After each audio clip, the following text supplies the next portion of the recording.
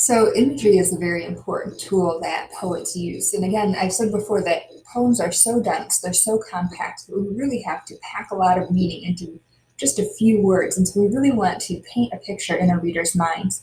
And that's what imagery does for us. And it really helps create a tone too. So imagery uses the five senses and it helps your reader see, feel, taste, smell, and touch your poem. It paints a picture in your reader's mind. So I'm going to read for you two poems that do a great job with imagery, but there are a couple things that I want to clarify first. One is that you don't have to use every type of sense in your poem. So for example, you might heavily rely on visual imagery, but maybe there's not a lot in there that you can hear, that's okay. If you're writing about a beautiful forest and you're walking through it, and you can see the shadows and you can smell the fresh pines and you can hear the wind blowing through the trees and you can smell the crisp scent of the pine needles. But we don't have taste in there. But a poet isn't going to say, let's taste what a tree tastes like, just so we can add it in the poem, because that would be really, really awkward. So don't feel like you have to jam in every single sense. Some poems use a lot of different senses, and some focus more heavily on just one, like Abandoned Farmhouse. So let's take a look at this first one, Preludes by T.S. Eliot. The winter evening settles down, with smell of steaks in passageways. 6 o'clock. The burnt-out ends of smoky days, and now a gusty shower rats the grimy scraps of withered leaves about your feet, and newspapers from vacant lots. The showers beat on broken blinds and chimney pots, and at the corner of the street, a lonely cab horse steams and stamps, and then the lighting of the lamps. So let's take a look at some of the examples of imagery in this poem. And one thing I want to clarify too, just because you can see something doesn't make it visual imagery. So for example, if I said a pine tree, it's just a pine tree. Now if I'm talking about the wind whistling through the boughs of the pine tree, now I've got some imagery. It's something that you can hear. Or maybe I can talk about what the pine tree smells like, or I can talk about how the boughs are draped over a fence, and now I can see it. But just saying a pine tree and saying, well, I can see a pine tree, is an imagery. So keep that in mind as you're looking for some examples here in Preludes by T.S. Eliot. So we have here the burnt out ends of smoky days. What do you think that is? Gusty shower. What do you think that is? Grimy scraps. Is it something you can see, smell, taste, touch, feel? What about withered leaves and newspapers from vacant lots? Showers beat. What kind of imagery do we have there? Broken blinds and chimney pots. A lonely cab horse steams. And then we have stamps. And then the lighting of the lamps. So what kind of imagery do we have those? Now for this next one, Abandoned Farmhouse, Ted Kooser relies primarily on visual imagery. You can almost close your eyes and hear it. And he relies heavily on personification too, because he's having the objects in this abandoned farmhouse tell about the previous occupants. He was a big man, says the size of his shoes, on a pile of broken dishes by the house. A tall man too, says the length of the bed in an upstairs room. And a good God-fearing man, says the Bible with a broken back, on the floor below the window, dusty with sun, but not a man for farming, say the fields, cluttered with boulders, and the leaky barn. A woman lived with him, says the bedroom wall, papered with lilacs, and the kitchen shelves covered with oilcloth.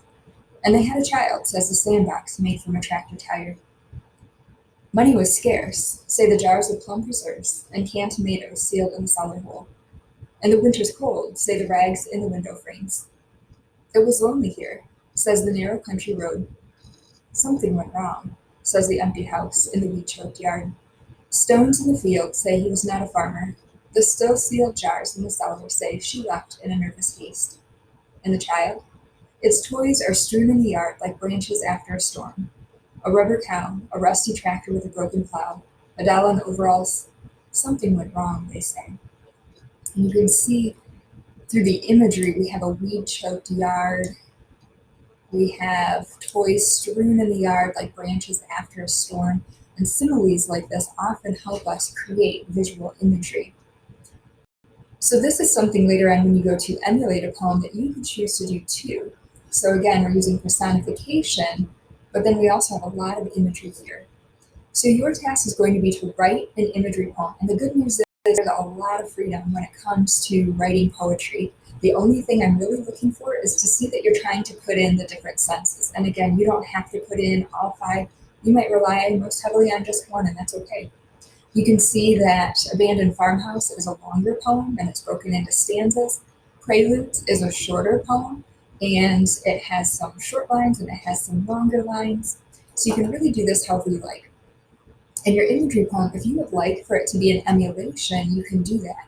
And you can see down here, I picked this picture to write about because I really liked this. I thought it was really interesting. I like the dilapidated barn and the grayish purple sky and then the lightning that's kind of stabbing down right behind the farmhouse. So I picked that one. Now, for this first one, I used a lot of imagery, but I also emulated T.S. Eliot's Preludes. You'll notice that the pattern is very similar, the structure is similar, my lines are similar. A lot of times I start my lines with the same words, but I still have a lot of imagery in it. The dusky purple clouds roll forward with a scent of rain in the breezes. Evening falls. The cool breezes usher in the storm. And now the thunder grumbles, the low growl of impatient anger waiting in the distance, and expectation. The lightning cracks nearby in brilliant palms and stabs the earth. The thunder roars in approval. The grasses whip and sway, and then the chaos of the night. And so again, that's very much like T.S. Eliot's poem, and you can choose to emulate your imagery poem if you would like. For the second one, I used the same picture, but it's not an emulation. I just wrote about what I could see, what I think that I would be able to hear or feel. And I use a lot of personification in here too, just like Ted Cruz did in Abandoned Farmhouse. The smell of a storm hangs in the air. Cool breezes blow, ushering in the roll of dark purple clouds, heavy with impatient rain. Thunder grumbles in the distance, and light breezes are chased away by gusty winds. Rain pelts the ground, slanted sideways. Lightning cracks, stabbing the earth with brilliant palms. Thunder roars in approval, while chaos reigns in the sky. So again, for this one, I chose to emulate another poem, but I have a lot of imagery in there. And then in this one, it's not an emulation, I just used a lot of imagery. I'm going to go ahead and show you how to write an imagery poem here in just a second. And you can write your imagery poem about anything, but I'm going to show you a couple pictures that might help you get started. And then I'll show you my poem, and I chose to actually write about a different picture. These are just for ideas. You definitely don't have to write about this. And these come from Todd and Brad Reed, and they're a father and son photography team from Ludington, Michigan. And they take a lot of pictures of lighthouses. And so remember, think about what you might smell, see, hear, taste, touch, and feel. But again, you might not use all of those senses. You might even just focus on one potentially. So I like this one because it looks to me almost like that wave is a hand and it's reaching out to grab the lighthouse. And I like the way you can see the birds off to the side and the sky is kind of this grayish, bluish, greenish color.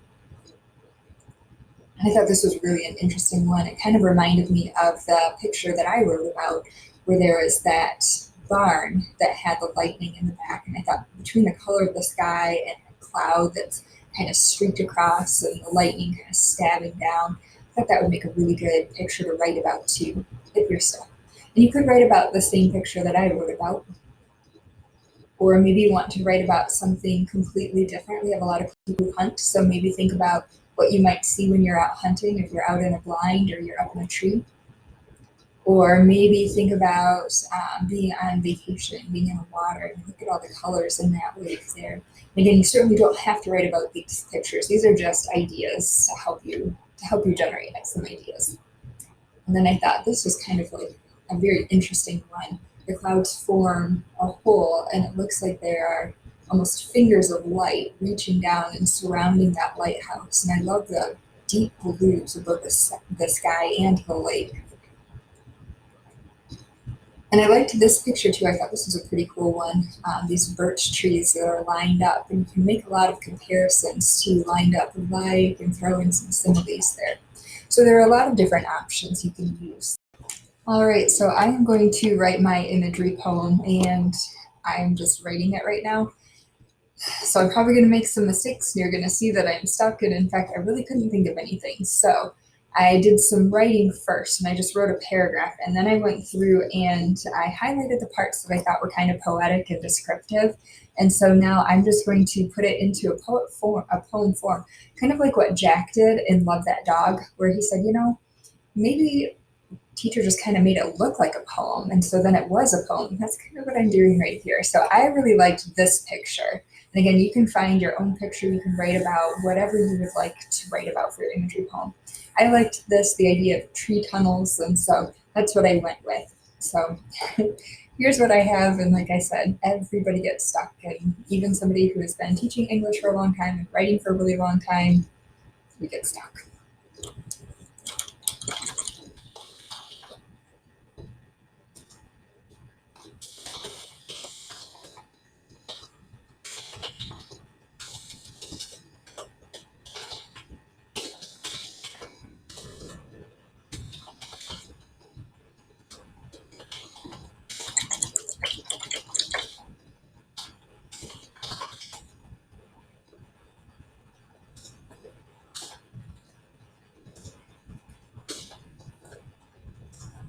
That's kind of my first image, what you can see.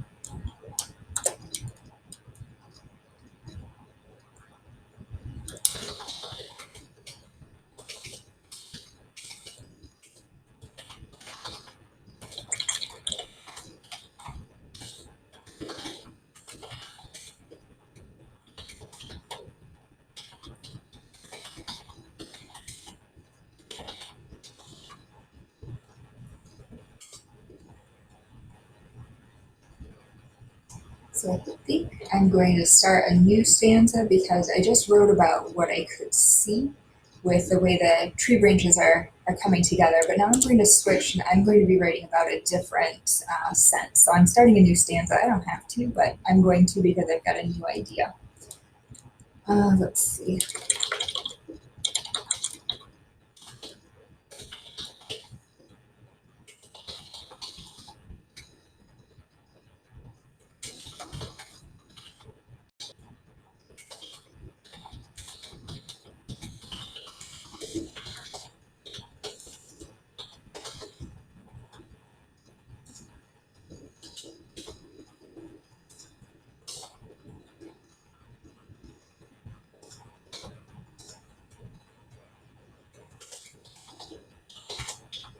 I'm adding some personification here.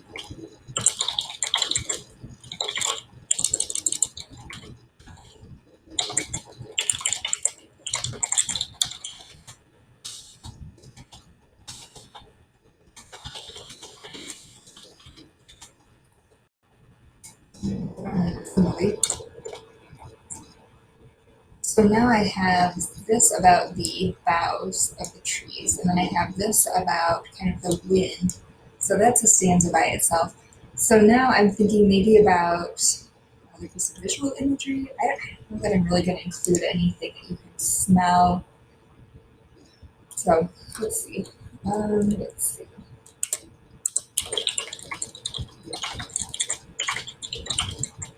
And I'm just kind of breaking the line when I feel like I'm finished with an idea and I'm going on to another one, or when I feel like my line's just getting too long. There really isn't a rule that's associated with that. I'm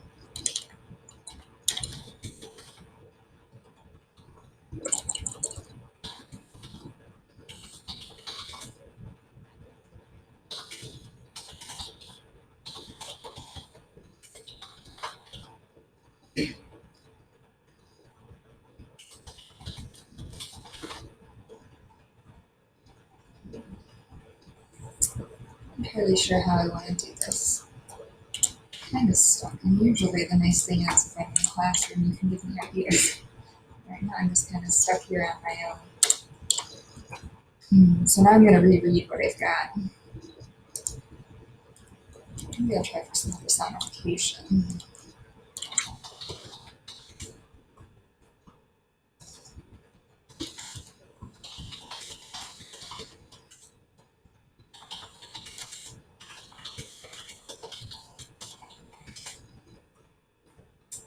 That's kind of what I have for right now. Now, I've got it written down. I might go back and do some editing. I might add an extra stanza. I might call it good. I mean, sometimes poems are longer, sometimes they're shorter, but this is how we write.